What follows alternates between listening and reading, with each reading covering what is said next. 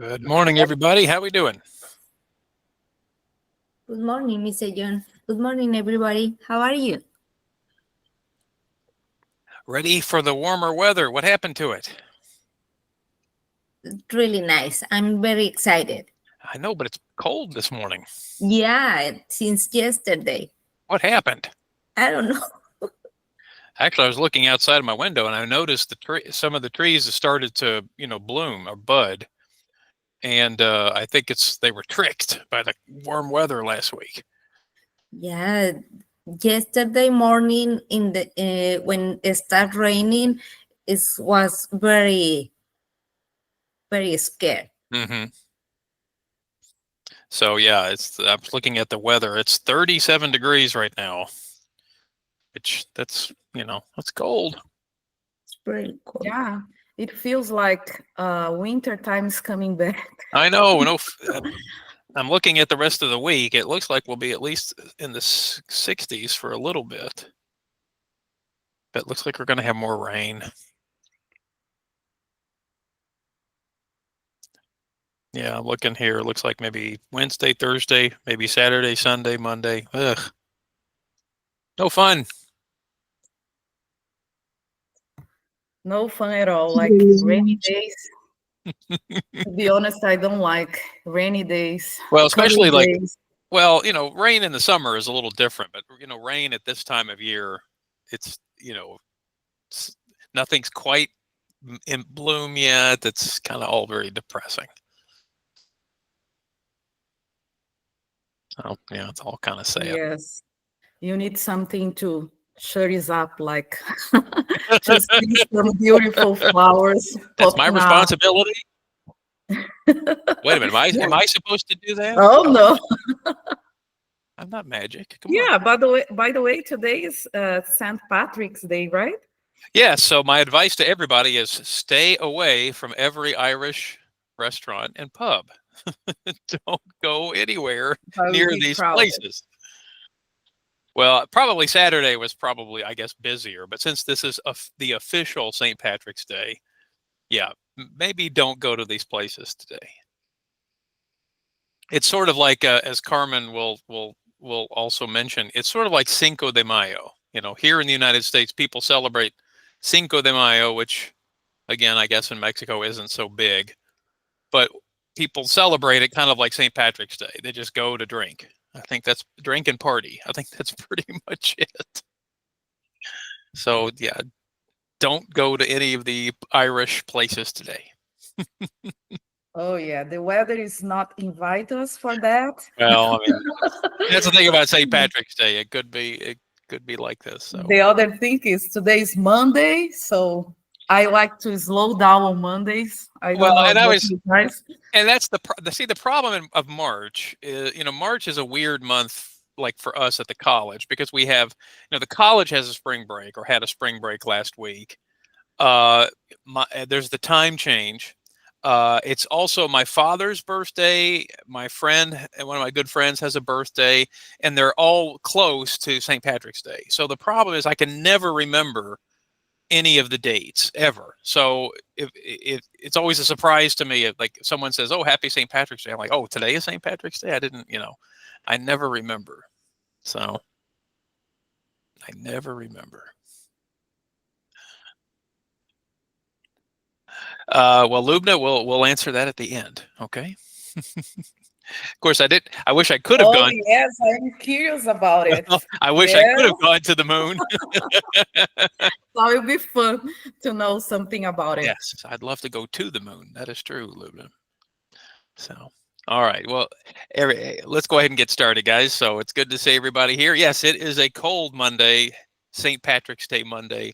So I did not, I totally forgot to wear green. So I'm not wearing anything green today. I'm sorry. So in this case, maybe some of you are wearing green right now, maybe. But anyway, I'm not. Okay, well, I wouldn't know. No one has their camera on, right? So, well, anyway, I do want to say this first. Every year, I always think about, like, for these particular days. I mean, St. Patrick's Day is not a holiday. It's just a special day. It's not a day off or anything. So I always kind of wonder, to talk about it in class. If there is there any purpose to it? Some years I do talk about certain things. Some years I don't. So for this particular day, I decided not to talk about St. Patrick's Day, like any particular history of it, because the truth is, what is true about St. Patrick's Day is not necessarily true about the history of St. Patrick, or there are always things that are not, true, or we kind of turn them into these popular myths, these popular beliefs. But that's just, that's just how it becomes for a lot of these dates. So instead, I got this little interesting story in my Facebook feed last week. So I thought I would share it today. I thought, I'm always interested in learning about, different places and the history of different places. So for example, are you guys familiar with Easter Island? Have we heard about Easter Island before and the giant Maui statues that are there? Maybe you've seen pictures of them before. Here's a picture of the giant statues there. So I don't know if anyone's ever heard about them. Well, anyway, first off, Easter Island is located, it's a very small island, and it's located off the coast of Chile. So I thought I would show you real quickly here. This is Easter Island here. It's very small. It's not a very big island at all. And so if you want to visit it, apparently they were talking about how, essentially people have to kind of drive around the island. It's kind of hard to, I guess, walk or bike, even though that's a popular thing to do. But the island itself is very, very far. Again, it's located off the coast of Chile, but watch what happens when I do a zoom out. When I zoom out from the island, watch how far away it is from the coast of Chile. So I'm continuing to zoom. So there it is. So there's the island over here. And then Chile, the country, is over here on the right-hand side. So if you notice here, right, so there, the island is here, and then Chile is all the way over here. So again, if you want to go to Easter Island, you have to fly, I guess, into a small airport on Easter Island. But, the idea here is that it's still a little bit far away.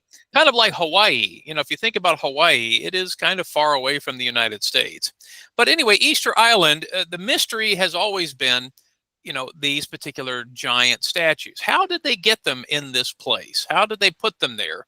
If you think about these particular cultures and civilizations, I mean, these have probably been in place for over 700 or 800 years. The question is, how did they get them there? So it used to be believed that they were kind of dragged, like a lot of people would pull them into their particular place. But what's interesting is I found this little video here. This is from the TV show Nova, which is a science show on PBS. I don't know if any of you ever watch PBS, public broadcasting. They do a lot of educational programming. But what I thought I would do, this video is very short. It's only about 2 minutes. So I thought I would share it with you. But the question has always been, how do they get there? How did these statues get there all over the island? How were they able to do this without, major technology? Well, let me go ahead and play the video. So let's watch the video. You'll notice there are some little captions at the bottom, so you'll hopefully be able to follow along. But let's watch and let's discover how exactly did they get these statues into this place? Because it's always been a very interesting situation, a lot of interesting guesses. So let's take a look.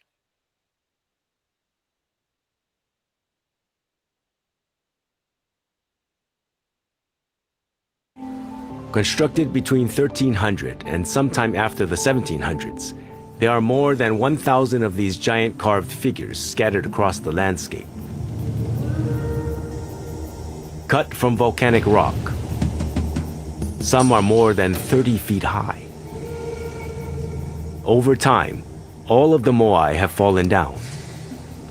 The 50 or so that are upright today were put back up in recent decades.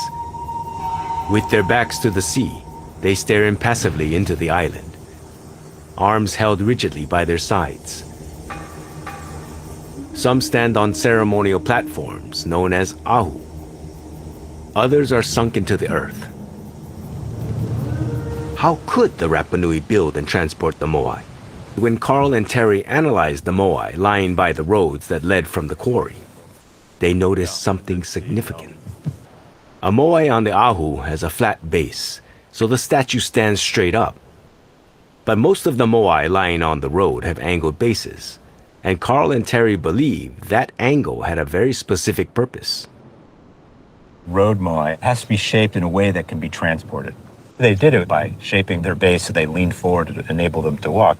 This is a great example of the forward lean of these transport moai. So if you took this statue and we could put it back up, it would be leaning really far forward. It means that as you rock it side to side, it falls forward across that front edge and takes a step. Without that, it would just rock back and forth and not really go anywhere.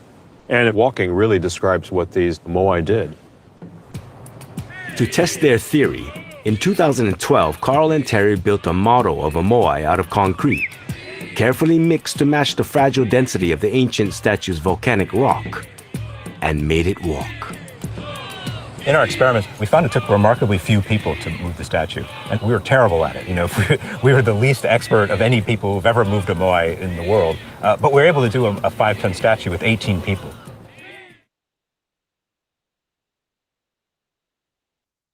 Now, isn't that very interesting to think about that this particular culture had the sort of ability to think about if we're going to move these statues, they would build them at a particular angle so that they could walk the statues.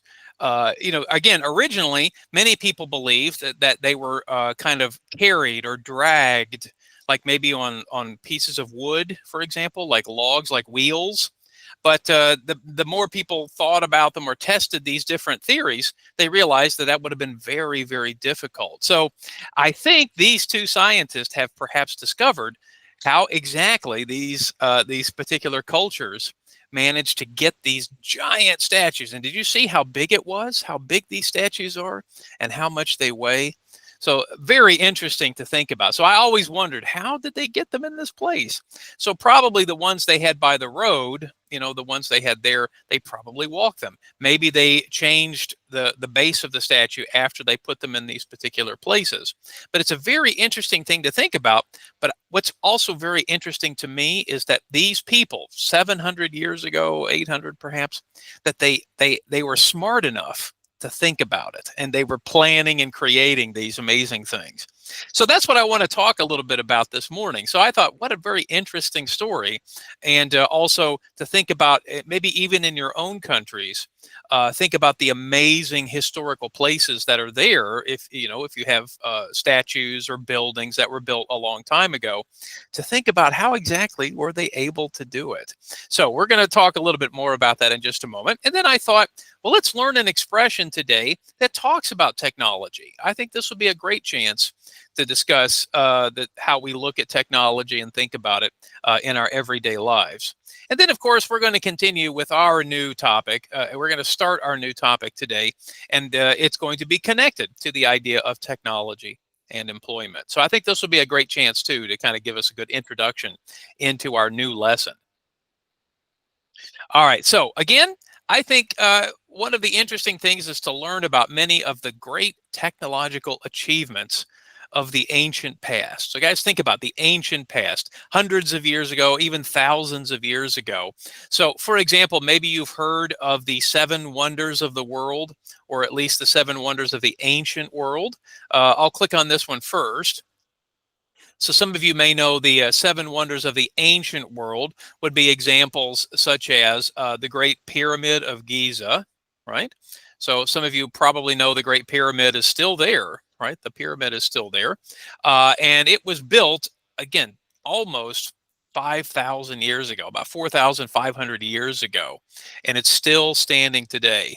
And many people believe it may have taken up to 20 years to build, and maybe even roughly around 100,000 workers to build it. So isn't that amazing to think that they had these plans or this idea to build this giant, giant pyramid with all of these people, but to design it, to create the plan for it, and to design this pyramid. Now, of course, many of the other ancient wonders of the world pretty much don't exist anymore. For example, the Hanging Gardens of Babylon, they were pretty much destroyed by an earthquake in 226 BC. So again, about over 2,000 years ago. The Temple of Artemis at Ephesus. I mean, a lot of these particular ancient wonders are gone, of course, now, usually destroyed by fire or earthquakes.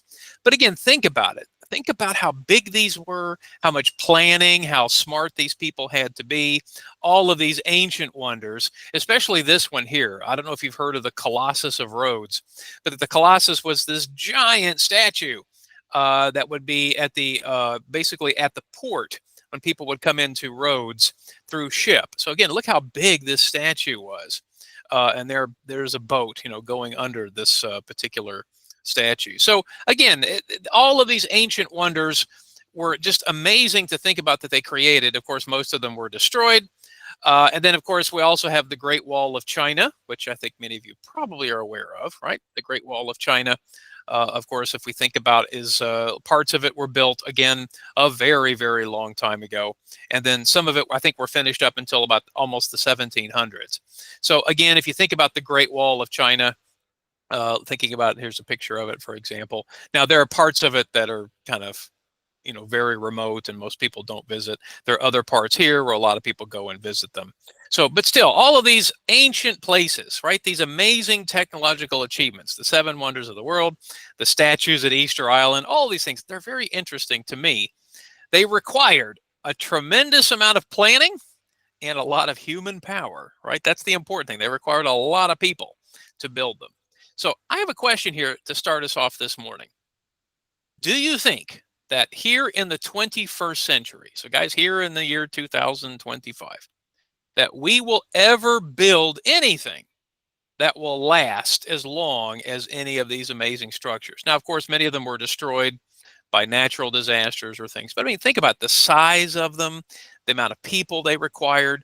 And again, some of these places still exist, right? Some of these things are still in existence, like the Great Wall of China, for example. So class, what do you think? Do you think we are going to build anything in the 21st century that's going to last 5,000 years or 800 years or 1,000 years? What do you think? Do you think that's possible? Why or why not? So guys, what do you think about this? Do you think we're going to build anything that's going to last that long? What do you think?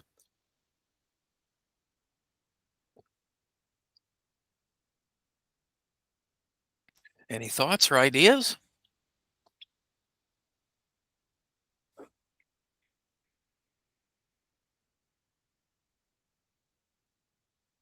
Is maybe a simple answer of no? What do you think? Yeah, Lubna, what do you think? I think we can do it as we have technology and more things that's help them better than before. Sure. But I think that there is no people who think or they have interest to do that. But if So, they can do it, and it would be easier than before. so for example, do you think we don't have an interest to build a giant statue like even the Statue of Liberty? I mean, think about the Statue of Liberty. That's a big statue, right? Yeah. I mean, and that was built, only about 200 years ago. So, do you think we're going to build anything like the Statue of Liberty anymore? I don't think so, because Don't think people so. it's like they are not more interested about these things. Okay, so you think we're not we're more interested in the smaller technology? Exactly. The fast things and small things. Small things. Interesting. Now, Flavia seems to agree with you, but Flavia, what do you mean that the climate has changed? Do you mean like the world climate or that the climate for building The these? world climate, yes. Okay. So I think the technology has been advanced, so that's a good point. But the problem is, I think most of scientists, or I mean, the intelligent people who can build something like that, they will be considered that the climate has been changing a lot. So that will be a problem, because, for example, if you build a high statue, probably in the future, in a short time, I don't know, maybe the climate is gonna be destroy that, Sure. So you're saying that the resources we have to build something this big are perhaps too expensive to do, or maybe. Yes. Yeah, that's Well, I mean, a good point. Well, I mean, if you think about it, I mean, let's think about many of these amazing things like the pyramids, for example, in Egypt. I mean, if we thought about them today, I mean, 5,000 years ago, they didn't think about how much it was going to cost, right? They didn't think necessarily about the exact expense of paying for it. But I mean, today, how much do you think it would cost to build?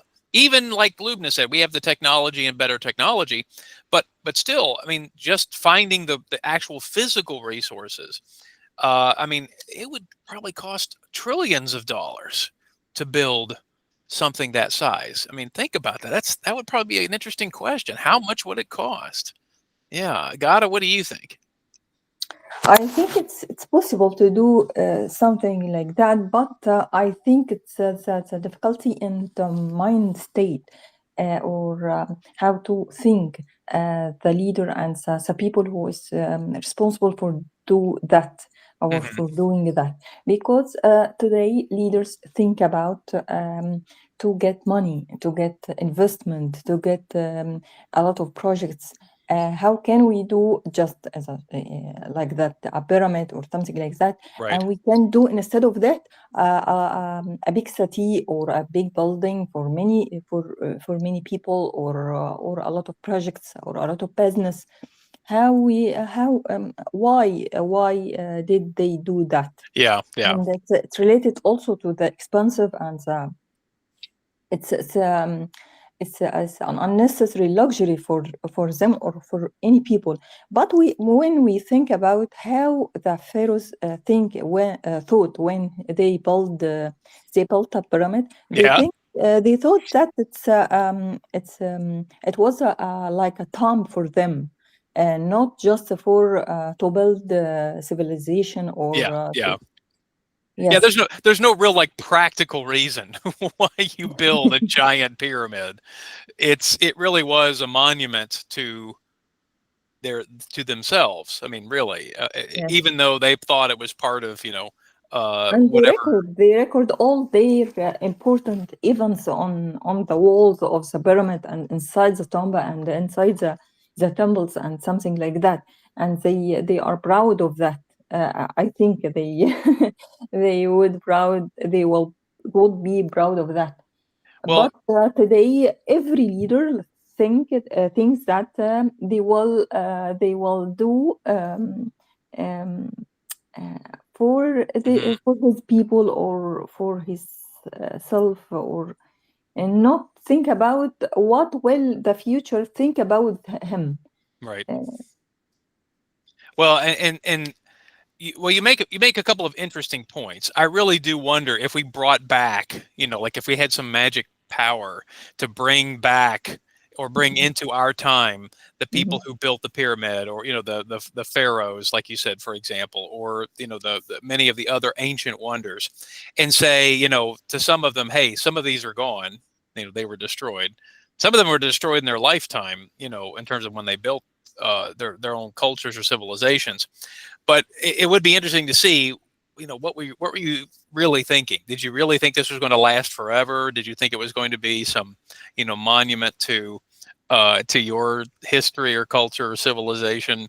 I think scientists thought that they may be more at technology advancement than us today. Well, certainly, I think it took a particular idea that you could build it, but then it also is because you had plenty of, let's be honest, you had either slaves or other people building. I mean, you were using physical labor, a lot of people who had, it's a miracle. It's a miracle to build one. Yeah. Every block of pyramid, as example, every block of pyramid is weight around 1 ton. Yeah, I mean, it's incredible, and it's also incredible to think how much thinking and planning it required to think about how to move those blocks, how to stack them. Just like the thought about moving those statues, making them walk on the road. Very high and very weight and very yeah. So in some ways, it's really interesting to think about, but also I think a lot of the practical things you all have talked about, how much it would cost, what would be the ultimate purpose? I mean, why would you build them? I mean, even today, the things we build today, we often think much more of their practical nature as well as, maybe if it looks good or not. But I don't know that anybody today is thinking, oh, what we're building now will last, 100 years, 200 years, who knows? And some religion think that they are people from different universe or the afterlife Yeah. universe that helps in that building. Well, and that's the other thing to think about with with a lot of these ideas, is they were built for particular, like you said, for particular reasons, for particular purposes. And the question is, would those reasons and purposes still make sense 200 years later, 500 years later? So in some ways, I think about the pyramids today, and I'm sure that the pharaohs weren't thinking, oh, this will just be a great tourist attraction in 5,000 years. I'm sure they weren't thinking about taking tickets. So because they thought that they coming back to complete their yeah, see, I mean, so yes. They believe they come back after their death. Sure. I mean, so part of the original purposes for some of these are kind of are different. So, well, anyway, all right. So, guys, any other opinions? What do you think? Do you think we're going to build anything that will last very long? Lubna thinks we're much more interested in like cell phones and stuff like that. Do you think we're going to build anything anymore? Maybe not. I don't know. I think the problem here is it just would be, even if we had an idea or a vision, I think things are just too expensive now. I think most people are thinking the cost. I think even with the technology we have, I still think it would require a huge amount of money. Of course, in the old days, you didn't have to think so much about that because you had people.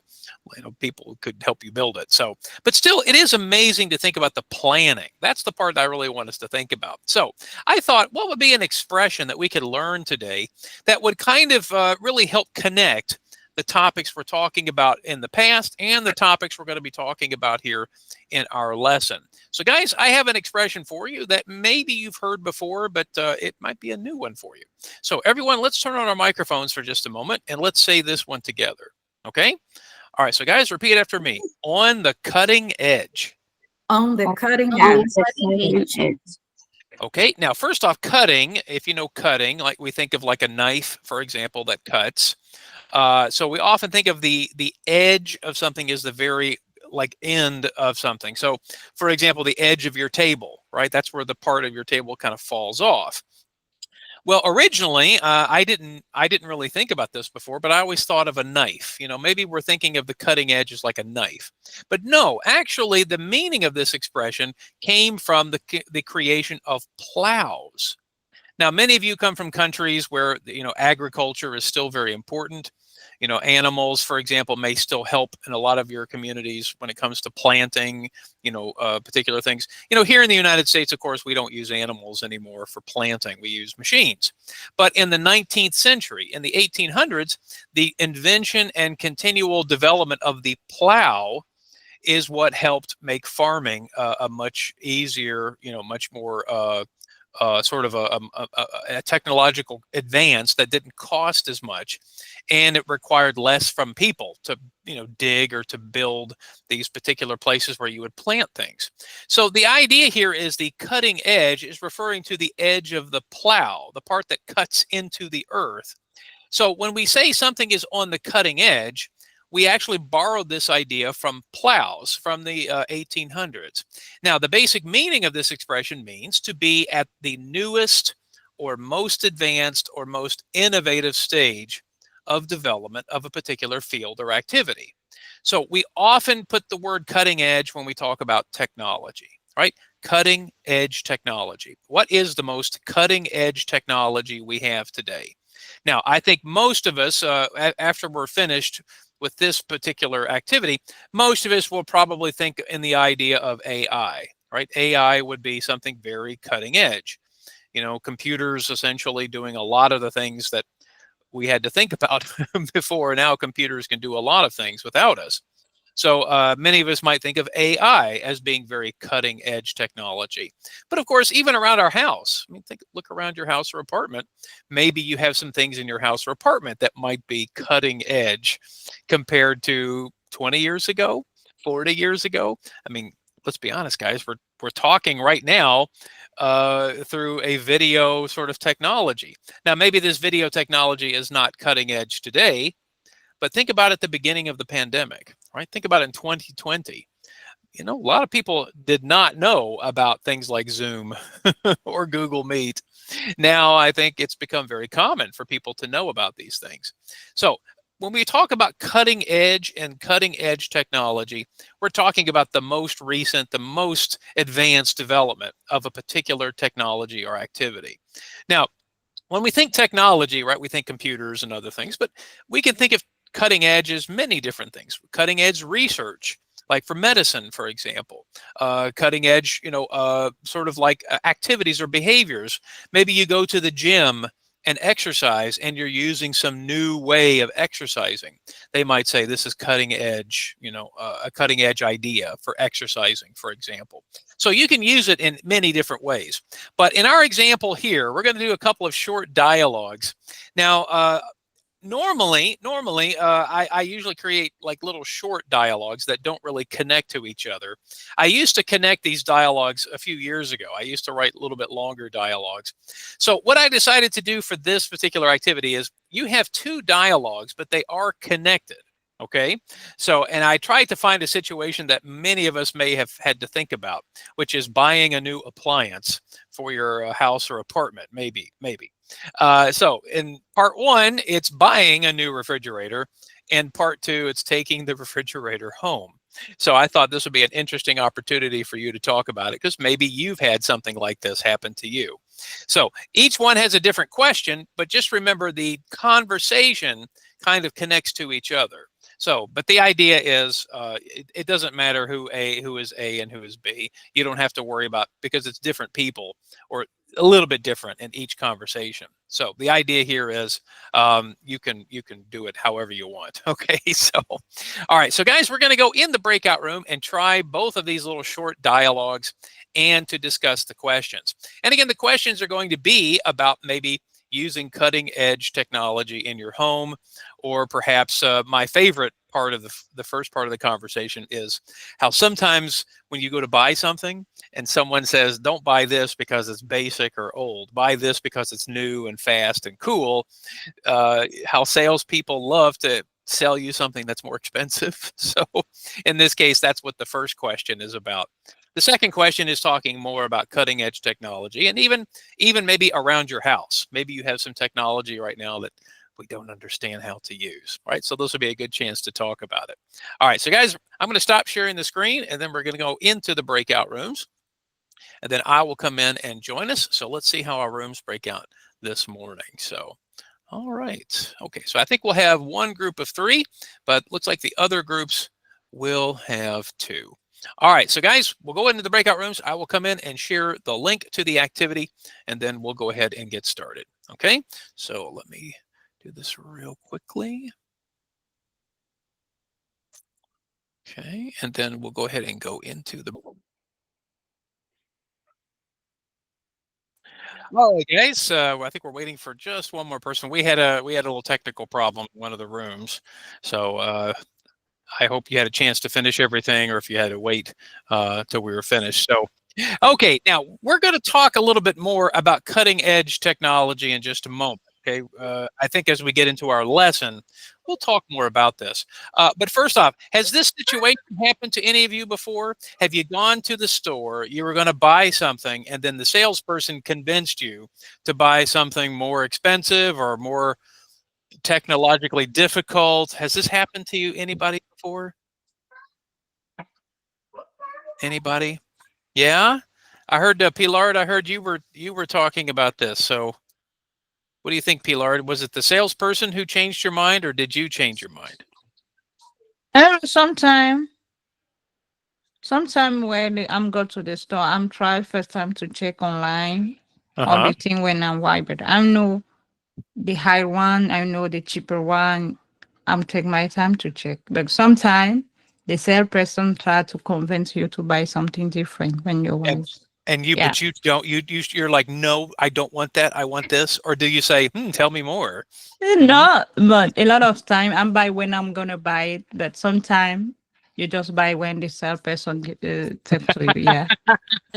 Or when you buy something and the salesperson says, "Oh, if you're going to buy this, you need to also buy this because Yeah. you need." You need the birth. Yeah. Yeah, and then suddenly you're buying like 6 things, right? Sometimes when you get home, not have you look Pilar. like. So Pilar, you're just like me. You're just like me. That's no, I want this. This is all I want. Are you sure you don't want this? I don't know. That looks good. Tell me more. And then suddenly I've got 7 things as I'm leaving the store. So And when you get home, you say, "What happened? When I'm yeah, what gonna did I do do? with How all much? the things?" Yeah, how did I spend this much money? Yeah. Okay, so see, it's not just men who do this. Okay, see, Pilar. Okay, thank you. Thank you so much. I appreciate that. All right, now I'm sure everybody's thinking, Mr. John, that doesn't happen to me. I'm too smart for that to happen. Okay, I'm sure. So this is true, right? So Joanna, you agree with Pilar? You Yes, but in my case, it's with the food. In my country, I don't know here, but in my country, it's really common when you go to the store, for example, Walmart. There's people who give you samples of food, maybe yes. yeah, or something like that. And it's like, oh, really? I want to try this and this and this, and I start to just to put all that things in my cart, and I like that. Aren't aren't they aren't they tricky about that? I mean, you go through the store, they're giving you little samples of like some hot dog or some particular flavor or something. Oh, no thanks, no thanks. Well, maybe I'll try one. And then 15 minutes later you've bought it. Yeah. Yeah, that kind of That's thing. that's the thing about salespeople, right? They're very tricky about that. Yeah. Yeah, they are. Okay, now everybody, here's what I'd like for you to do though for the second question. Okay, right now, is there something in your house? Think right now, guys. Is there something in your house right now that you don't know how to use because it is cutting edge? It is too difficult, too complicated for you to use. Let's hear. Come on. Let's hear everybody. There has to be something in your house or apartment right now that may be too difficult for you to use, or you only use it in a simple way. Come on, tell me the truth here. Come on. So everybody knows how to use their microwave, for example. Tiaba, I don't know how to use it. how to use PlayStation. I can't play. the video game Yeah, thing. the Okay. video game. Well, that's why you have kids, right, Tiaba? They can help you, right? Yeah. And do they say, "Mommy, you don't do it like this, you do it like this"? Maybe they're gonna Okay. help me. Hmm. Or maybe they're like, "I don't want to teach you anymore, Mommy. I just want to play." That's the funny thing about kids. If you depend on your children to help you teach you things, Yeah, they refuse. yeah, they're like, "I don't want to help you." I mean, come on. Hmm. Yeah. Just think about kids. All right. So okay. So Lubna, what about you? The microwave, I'm using only two buttons, the popcorn one and the regular. The others, I never look at them. What you mean? You haven't put a big full turkey in there and try to?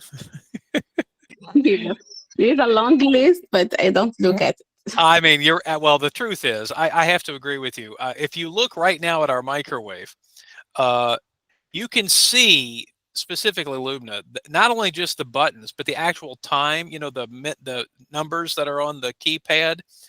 You can see there are 2 that have been pressed the most because I use it in the morning to warm up. I have a little like muffin I eat every morning, and so I always put it in there for exactly 20 seconds. So if you look at our microwave right now, you can see the 2 and the 0. They're very, very, clean, or very, they've been pressed a lot. The So friends are there, the friends yeah, are in the into battle. yeah, so you could definitely see we don't use it to its full capacity. So, all right, now I have a question for everybody here in the room. Do you really know how to use your television? Come on, guys. Do you really know how to do everything on your TV? Right now. No. Carmen, tell me right now, what can you do with your TV? When something happened with the connection, and it stops, the the people stop talking, and yes, Phrases? it's phrases, and I call my husband, and he say, you need to do something with the internet, and I say, okay, I don't need to do this at this moment because I Okay. have more important things to do Well, right now. or you'll do like I think Tiaba suggested, just watch it on your phone. So forget Yes. the TV, just put it on your phone. Well, Carmen, listen, I'm gonna share this with you. Okay, first off, guys, if you have husbands or we love technology, right? We love this stuff. Okay, it's cool. All right. So Carmen, I'm going to tell you, about 2 or 3 years ago, I was going on a trip, taking pictures and whatever. And at the time, our television was, had all these connections, all this stuff. It was complicated. So I made a little like booklet, a little book with video and pictures and everything to explain to my wife how to turn it on, how to find a channel. I mean, it was like someone should have paid me money for how much work I put into creating this. And I thought, this is hilarious. So this is a true story, Carmen.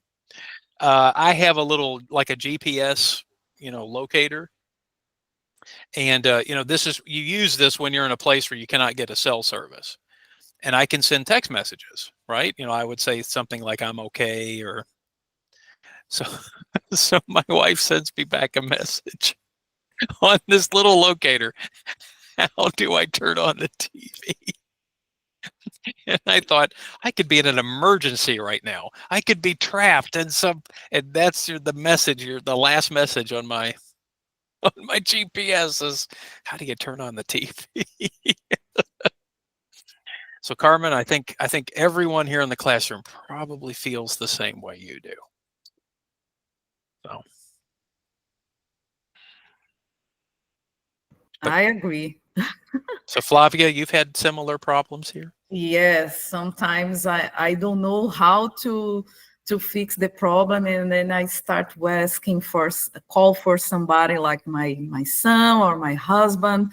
So the TV doesn't work. Please come over and help me. Fix this. That's what I did. Yeah. And then, but usually do. But you know what the problem is, Flavia? If you try to explain it over the phone, it just gets worse. Because we can't see what you're doing, it just gets worse. Yes, it gets worse, and then I know. I just decide, okay, try to tell me what should I do? What should I do now? Because I'm confused. Well, usually the end of the discussion is, I'll just read a book. I'll just do something else. Carmen, is this you? Yeah, Mr. Yon, it's because right now everything is very complex. Yes. Yeah, everything, it came with a lot of instructions, Mm-hmm. and even to download an app for my kids at the school when they need an app, everything is with a lot of instructions, and you need to do a lot of things and put a lot of information. Mm-hmm. Yeah, this is complicated. So now we see the problem with cutting edge technology, because it might make our lives easier, but not at the moment. At the moment, we have to learn how to use it. Yeah, maybe later it makes our life easier, right? But yeah, I completely agree with you, Carmen. I do not want to download another app to use some particular service, like tickets for this or entry into this. I agree with you. I'm tired of that. And I'm going to tell everybody in this class right now, I do not want to join any more social media, anything. Okay. When I joined Instagram, after a while, I said, this is it, no more. I'm not doing it. I'm not doing TikTok or any other, and I'm not going to do Twitter or any of those things. And and of course, some of my teachers would use WhatsApp right? You guys use WhatsApp. Many of you do. Yes. And I told my teachers, I said, I am not going to join WhatsApp. I am not. I don't care. I don't care. I'm not going to do it. So there has to be a limit. Okay. So I understand too much technology, too much. So, well, anyway, speaking of technology, it's time to talk about our next topic. So I'm going to go ahead and move on. But guys, I hope all of us can understand that cutting edge technology, or to be on the cutting edge, has benefits, right? We can benefit from many things. We get lots of convenience and lots of good things from it. You know, again, the cell phone has made life very easy, but also, as Carmen just explained very well, it's also very complex. And sometimes to make life easier is we have to go through this difficulty. I don't know. I don't know if sometimes I don't want to do it. I don't. I mean, here I am teaching you online, right? Here we are in a very technological situation, and yet I don't want to. I don't know if I want to do much more technology. I'm kind of kind of finished with it. So, all right. Well, guys, thank you so much. So once again, our expression for the day: on the cutting edge, the newest, most advanced, most innovative stage of development. I think we can all agree that, of course, life today compared to 200 years ago, we have lots of benefits thanks to this technology. But in some ways, life is easier, right? And I agree, Gada. It takes time to get used to it. Now, of course, we just accept that we have to put apps on our phone, right? I mean, that's life. That's how it is. But I also agree with Carmen. I'm tired. I'm tired of all that stuff. So there we go. Okay, thanks, guys. All right, now we're going to go ahead and move on into our next topic. And so I think it's a great opportunity to talk about the idea of technology, because technology is having a big part in thinking about our next step of sort of the job and career world. So in this particular lesson, we're going to be talking a little bit about technology. So let's go ahead and switch over to Burlington, and let's get into our next lesson. Now, if you notice here, in this lesson, we're going to be doing a little bit of a reading assignment. And in the reading assignment, we're going to be doing basically kind of 3 things in this lesson. Now, we've talked about some of these before, but again, it's been a long time for some of these discussions. So I think it's always good to go back and revisit some of these ideas. But if you look here on the screen, we're basically going to be looking at a couple of different ideas. First, make inferences. Okay, now again, we'll talk about that in just a moment, but we've discussed this in different ways over the course of this program. But it's always good to review, what do we mean when we say making an inference? And then the second one is also a good vocabulary building activity. And so we'll talk more about not just these specific ideas, but also going back and revisiting the ideas of prefixes and suffixes. So we're going to talk about these right now, but we're looking at the prefix un, un, and the suffix able. Now, again, let's review real quickly here on the screen, and then we'll do a quick little activity. This activity we can use the chat for. So in our first sort of discussion is to talk about what prefixes and suffixes do. So let's pull it up here on the screen. Sorry, I got to make it big enough there. There we go. So, for example, you may recall that prefixes are those particular ideas that we add before words. So, for example, like un is an example of a prefix, okay? And then suffixes are what we add after a word. And the idea here is that suffixes tell us something specifically about the form of the word. So, when we put it after a word, okay, we add it to the end, or I should say at the end of the word, rather. Suffixes often tell us something specifically about what we call the part of speech. So part of speech is referring to ideas such as taking a verb, for example, and making it into a noun, or taking a verb and making it into an adjective. So in this case, we'll be talking about specifically taking a particular word and adding the word able to the end. So God has got a couple of examples there for us already in thinking about suffixes. So in this lesson, we're going to be looking specifically at the suffix able. But for example, if you take a look at God as examples there, and this will be a good start for us for this sort of discussion, and that is the idea of using prefixes and suffixes. So, for example, let's take able. Okay, so class, right now in the chat, see if you can think of a word that uses able at the end of the word. For example, we have believable, right? There's an example. But let's share a few examples in the chat, shall we? So can you think of some words? Okay, so Miriam's got a good one there, countable. All right, Flavia mentioned comfortable. Okay, good, good. Yeah, just let's put a few in there. Available.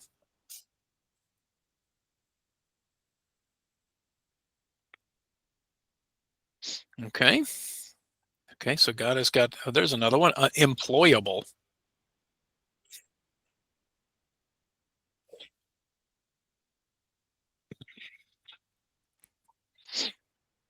Okay, anybody else? These are some good ones to add. Okay. Enjoyable, right? This is what we think about in English class, right?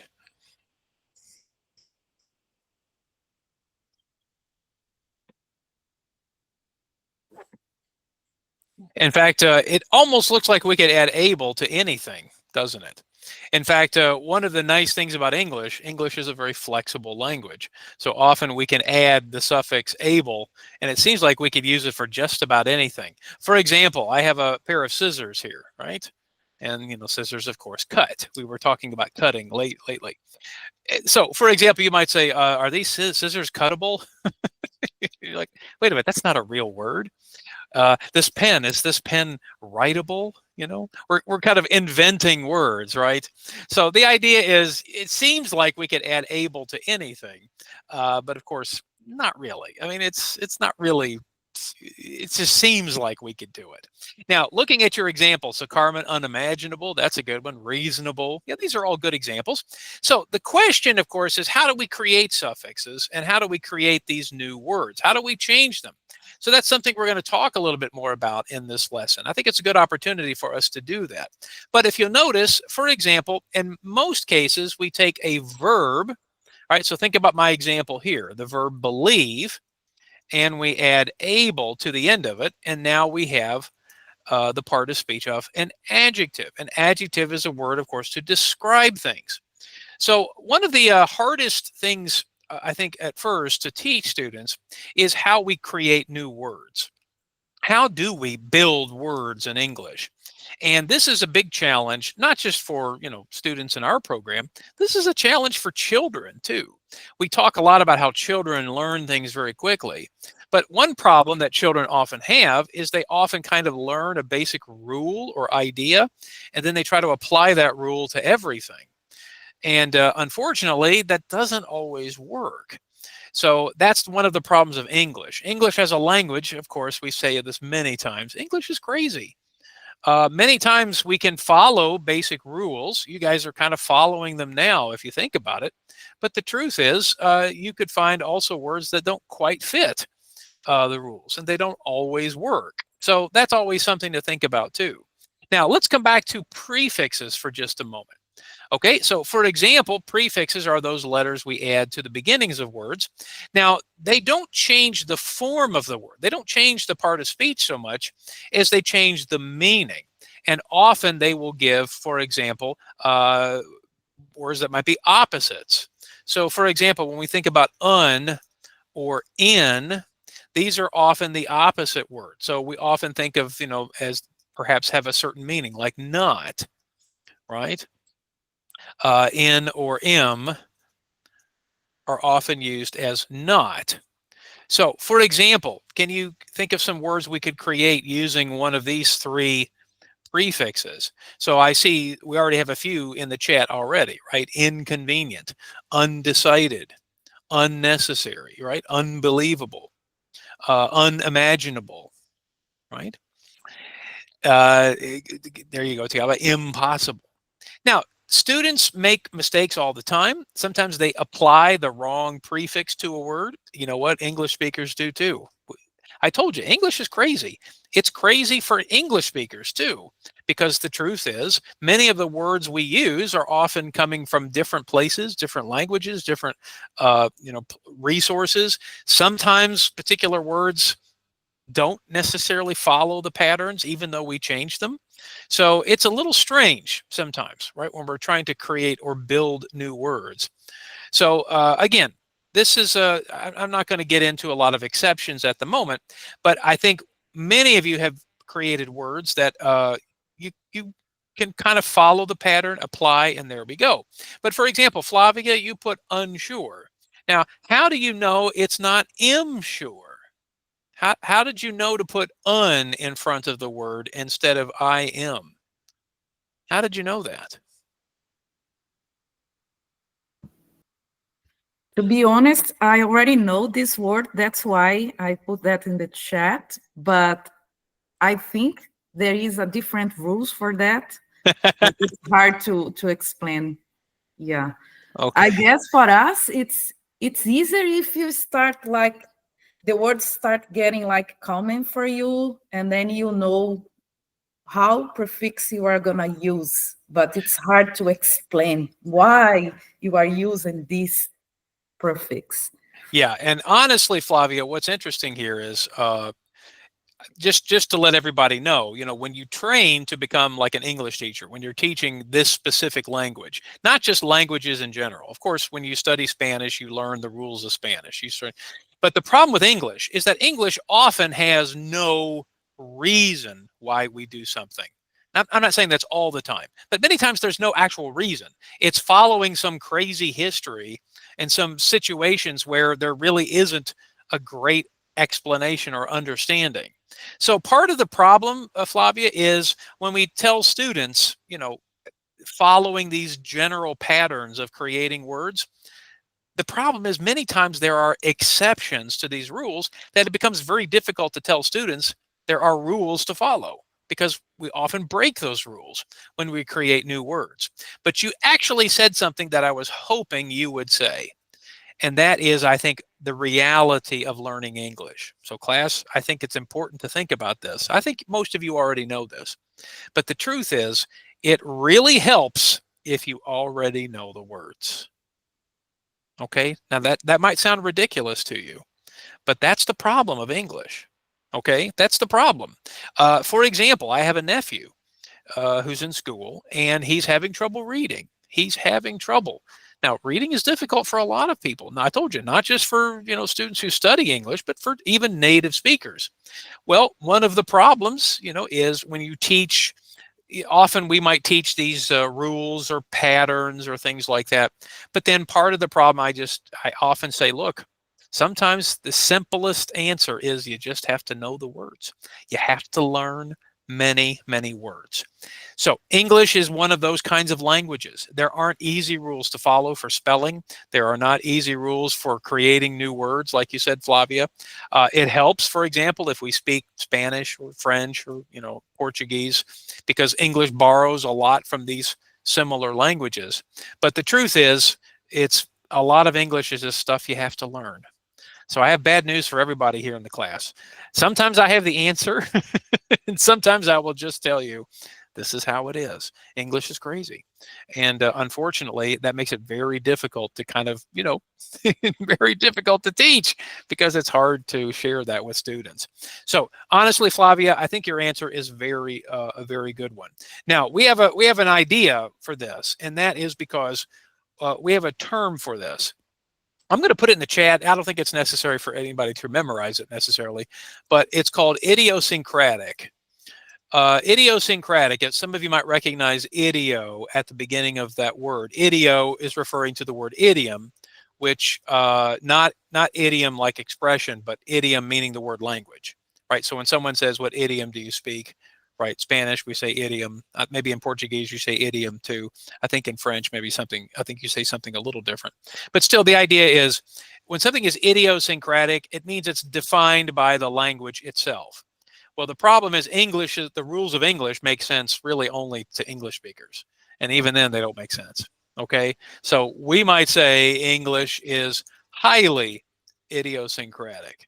And that's because unfortunately, many of the rules just don't make sense. Okay? Don't you feel better? Don't you feel better today? Aren't you glad you joined class here on Monday? Thanks, Mr. John. English is difficult. Thank you so much. Well, that's the truth. The truth is English is a very highly idiosyncratic language. Its particular rules are very specific just to English. It's very difficult to teach. But Flavia, you did discover something important. Un, in, and m do have different meanings, but sometimes they could be simply as just the opposite, right? This is the opposite of this. But sometimes it doesn't make sense. Why do we choose one or the other? Sometimes it doesn't. So, okay. Well, anyway, guys, so in this particular lesson, we're going to talk more about prefixes and suffixes. We'll review more than just the suffixes and prefixes they're going to talk about in this lesson. It's always good to review this because that's what makes us better readers, makes us better speakers. Of course, as we're listening, we understand information better. But honestly, the truth is learning more words. That's the thing that'll help us the most. Okay. All right. So excellent. Good start to our discussion. Okay. So I'm going to go ahead and leave this and let's move on. Now, in preparing for the lesson, there's always a nice little get ready activity for us. So one of the things we're going to talk about is, again, how can we begin to make an inference? Now, making an inference, to just kind of share with you very quickly, is basically, as we've said before, making an inference means making a guess. Okay? So when we say making an inference, we make a guess. Now, I want to be clear, though, that when we talk about inferences, making a guess is not a perfect definition, but it's pretty close. But the difference here is sometimes we make guesses and we don't really have any information to help us. Okay? But when we often make guesses, we try to use at least some information. For example, class, what if I asked you right now what time it is, but I told you not to look at your clock? Okay? So for example, if I asked you right now, how would you know what time it is if you did not have your clock or watch or phone to help you? What are some things you would do to make a guess as to what time it is? So if I told you you cannot use your clock, how would you make a guess about what time it is right now? What are some things you would do? Lubna, what would you do? It's between 10 and 11:30 as we started the class at 10 and finish at 11:30. So at least we can start with the idea that class time would help, the start and stop time. Okay. Now, Lubna, that's still not terribly specific, but that's a good start. Okay. All right. Does somebody have another guess? Goddess says, look out the window. Well, I'm looking out and I see the sun. I don't know if you guys see the sun now. So it kind of looks like maybe early afternoon or late morning. So that might be a good guess too. So maybe close to, I don't know, close to 12 o'clock perhaps, for example. Okay. All right. What other things could you use though? Think really hard, class. Think really hard. For example, how many activity we did, so how long we do in the class.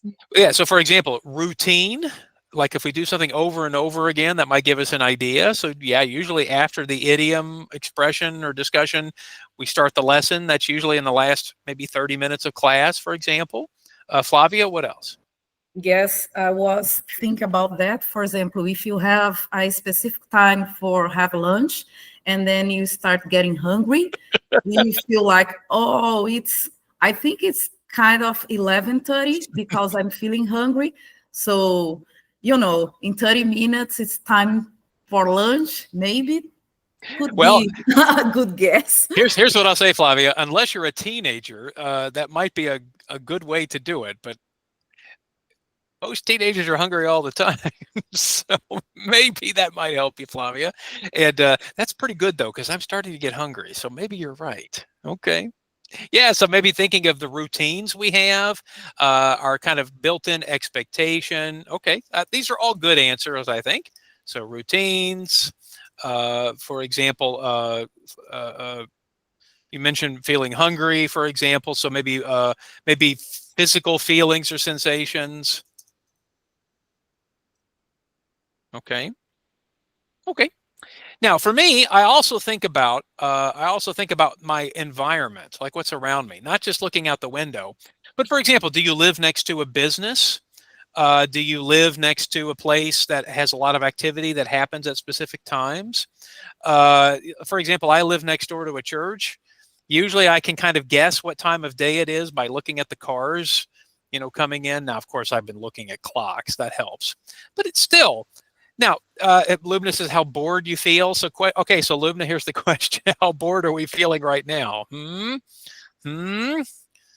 Okay, is that telling me? Bored, I'm just kidding.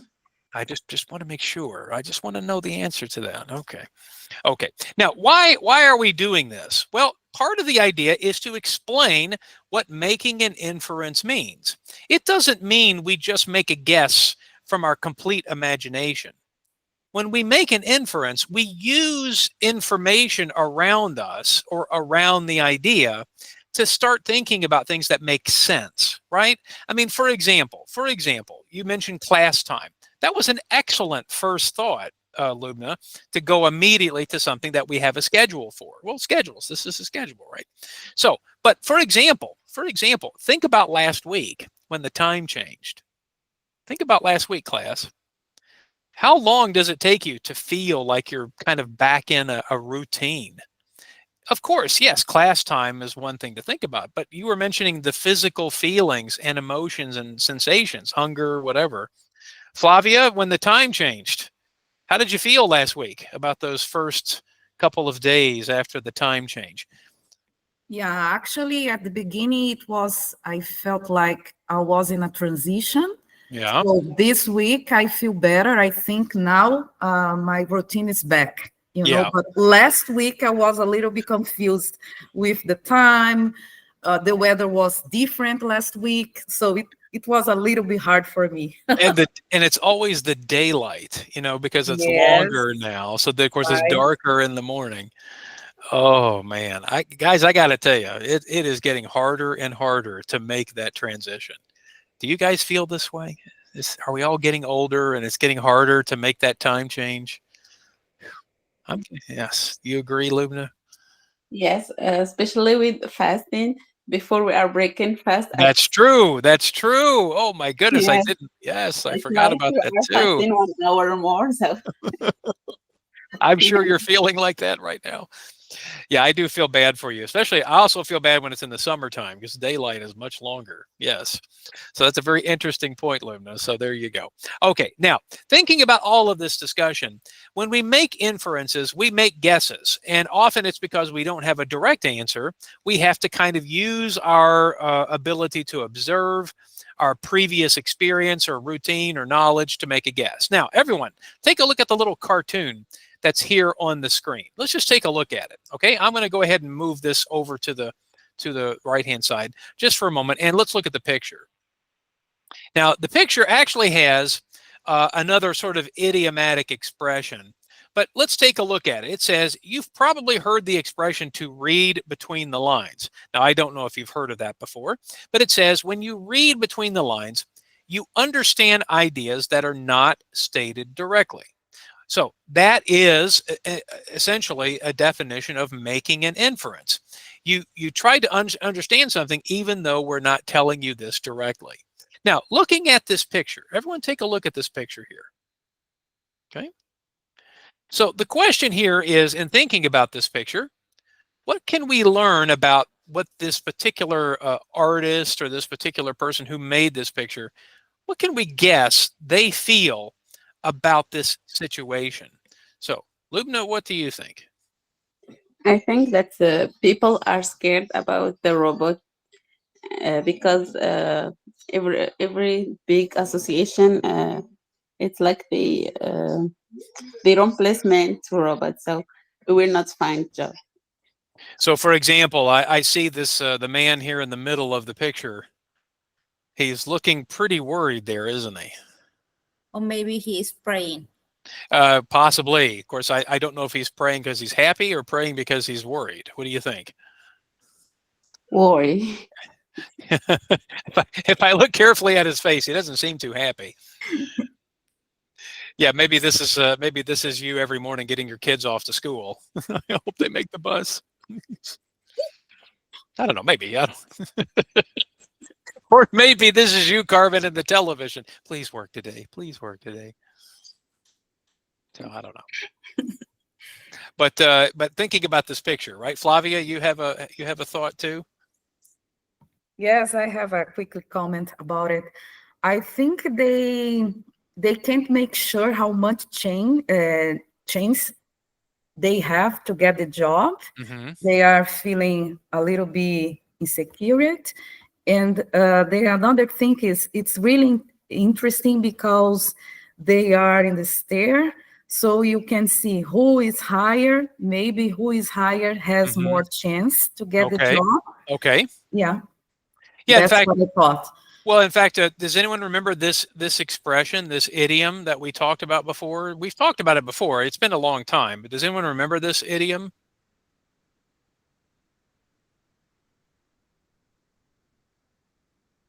Something related to stair? Yeah, I don't think you were here, Flavia, when we Wow, talked okay. about this Yeah, before. just I really don't remember about it. So this, But I think it's a ladder. I don't know. the ladder, yeah, climbing the Climbing the ladder ladder. Yeah. of success. Now, sometimes we use stairs to represent that idea, but I think most of us can see it. We're talking about levels, right? So now I hate to say this because I don't know. I don't know if they're referring also to the position of men on this ladder compared to unfortunately, the woman who's at the very bottom. So they also could be making another comment about men and women in work. Again, I don't know.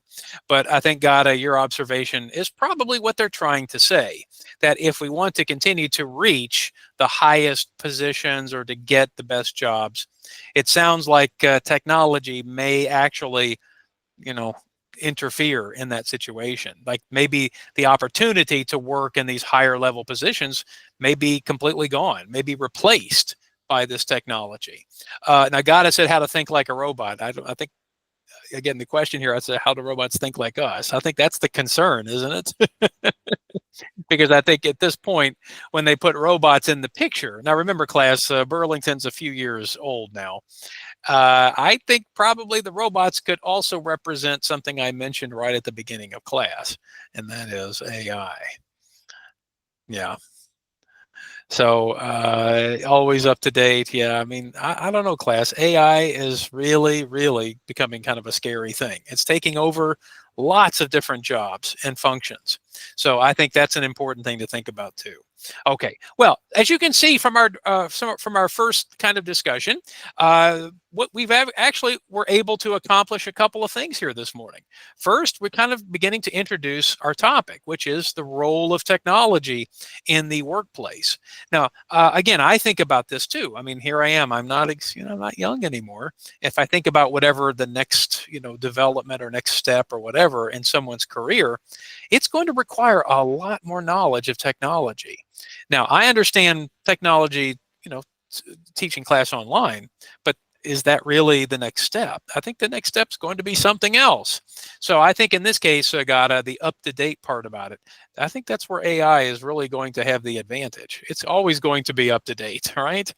So we've talked about a couple of things here this morning. We've talked about how to make a guess by looking at information and making a guess from what we see without necessarily knowing exactly or directly what the information is. So again, that's what making an inference is. So guys, think about my example of guessing the time. We used different ways to guess, right? We didn't just take something and say, oh, it's, I don't know, 9 o'clock at night. No, we know we have certain things we can depend on. But the truth is, as we'll see from this lesson, making a guess requires some previous experience, some background knowledge. These are the things we'll talk about as we continue. So there we go. We've introduced our topic here for this lesson. We're going to continue as we go along in this session. Now, coming back for just a moment. So our time is just about up, but of course we had questions about, Mr. John, did you take pictures of your trip? Did you see the lunar eclipse? So let's ask first here in the class, did anybody see the lunar eclipse? Did anybody stay up till 3 o'clock in the morning? Yes, I did. And I saw it. Yes. I mean, for me, it wasn't the color wasn't like red, it's kind of Yeah. orange, but I Yeah. enjoy it so much. Yes. To be Yeah, honest, so I set up the alarm clock. So Oh, okay. yes, I wake up 2:25 to see that. Wow. Yeah, it was fun. Okay, now Flavia, How about your experience? Tell well, us. I'm gonna say this first, Flavia. You were the first student ever who's taken my recommendation to stay up at night to see anything. I tell the students all the time about stuff, and you're the Actually, only I one. followed the schedule that you sent to us. Yeah, do you remember Wow. that? Okay. Yeah, Oh, I boy, love your orientation. Thank thank you. you. Thank you so much, Flavia. I feel good. That makes me feel good. Okay, now, Flavia, no doubt you were a bit disappointed because you thought it was going to look like some magic, amazing thing. The truth is, most pictures you see of the eclipse are, of course, edited and they're made to look beautiful. So anyway, let me share my picture that I got. I took actually a few pictures, but I'll share the first one with you. So guys, I wound up going to West Virginia. I was looking for a place, someplace that I could see the sky, I could see the moon, but I also wanted to go to a little bit more beautiful place than just seeing outside my window. So here we go. So guys, here is my first picture of the lunar eclipse. This was again probably around 3 o'clock in the morning when I took the picture of the moon. But actually, the picture that you see here, it took me a couple of hours because I took different parts of the picture at different times. So this, by the way, is called Sandstone Falls. It's part of a national park in West Virginia. I'll be happy to share the location with you because it's not exactly an easy place to get to, but it's a beautiful place. I really enjoy. Some of you, if you have my book, there's a picture from Sandstone Falls in my book from a few years ago. But I wanted to come back and take a picture at night. So actually, the truth is this part here was taken at a different time compared to the sky. And then, of course, the moon was taken at about 3 o'clock in the morning. So that's the first picture there. I have a question. How was the color like in that time at 3 in the morning? So, well, I mean, basically the what's called totality, the maximum part, was about 30 minutes from beginning to end. And then the peak was right in the middle. So basically, you saw the color, like this color, for about 30 minutes. But the truth is, yes, it wasn't as bright red as you see in pictures. It was more kind of an orangish color, like a darker kind of rusty color. So in some ways, yes, it is not completely realistic in that sense, Flavia. And then the second picture here is kind of a creative picture. So I'll share the second picture with you. This is part of what's called the time lapse. Unfortunately, clouds did eventually come in and make it difficult to see the whole, what's called the transit, the whole part of it. So this is kind of the first part of the transit. So there's the full moon there, and then as it starts getting darker, and then there's the what's called maximum. So, but unfortunately, eventually clouds came in at the end. So, but there it is, guys. So I basically stayed up all night. I finally went to bed around 5 o'clock in the morning, and oh boy, was I tired for a couple of days later. So, but there it is, guys. I wanted to share it with you. So it was a lot of fun, but yeah, I'm sure, Flavia, maybe you were a little disappointed. Maybe you thought the lunar eclipse would look more amazing. But I understand. It doesn't quite look exactly like this, but it's kind of close. I think it's still pretty cool. So yes, I agree. I enjoy that because it was my first time watching a lunar eclipse. So I had a good experience. well, the good news here is if everybody else missed it, it will happen again almost exactly 1 year to the day. It'll happen in March in 2026. So there you go, guys. You'll have plenty of time to prepare. Okay, there you go. All right. Well, guys, thank you so much for joining us. I hope you have a great rest of your day. We'll see you on Wednesday.